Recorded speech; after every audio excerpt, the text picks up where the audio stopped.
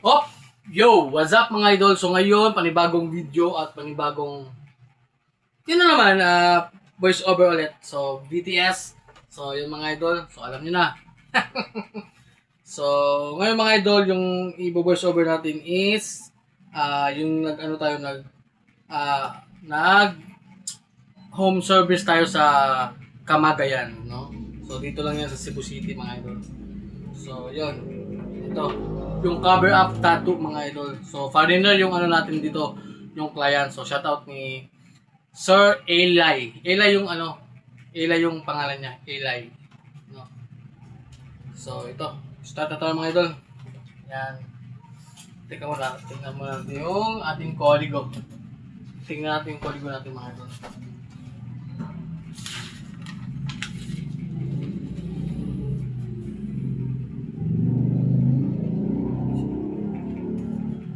So, ito mga idol. Mag-start na tayo mga idol.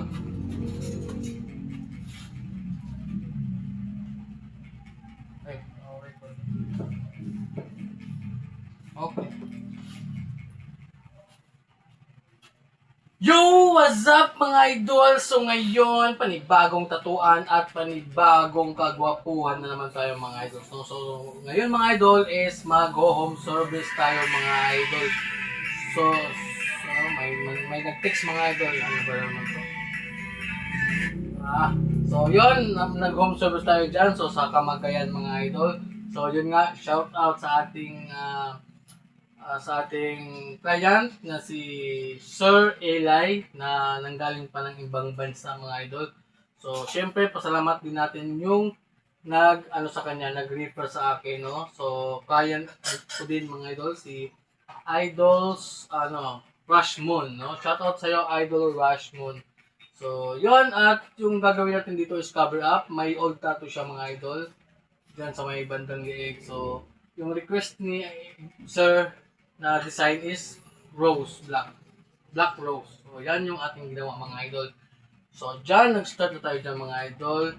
Siyempre, gamit pa din yung ating sponsor, Big Waps Cartridges mga idol. At yung ginamit natin ditong sizes mga idol is dalawa lang mga idol. Yung ating lining is 5RL tapos yung shading naman mga idol is 15 RM. So yun, grabe. Tapos yung ating voltage dito mga idol is nasa ano lang mga idol. Siguro nasa mga 6.0 yung ating voltahe dyan. Kasi nga medyo, natapos na pa yun, no? Si Sir Eli. Tapos yung kanyang asawa, yung kapatid ng ating old client na si Rushmon, yun, no? O, diba? Siya yung nag-refer sa ating mga idol. At yan si Sir Eli. You know. Tapos, after ng, almost 4 hours of pain mga idol, no? So, 4 na oras na tatuan mga idol. So, yan yung aming final result. No?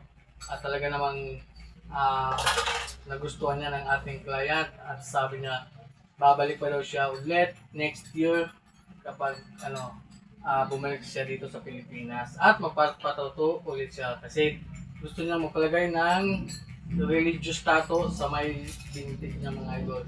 No? So yun, aabangan natin yan. So siyempre, maraming salamat at umabot kayong galing dito. So don't forget to like, comment, and share. So yun lang mga idol. Okay mga idol, so yun lang yung ating voice over. Tapos kung gusto mo itong panoorin, so nandiyan lang sa yan. Nandiyan lang yan sa baba ng ating scroll up ka lang idol.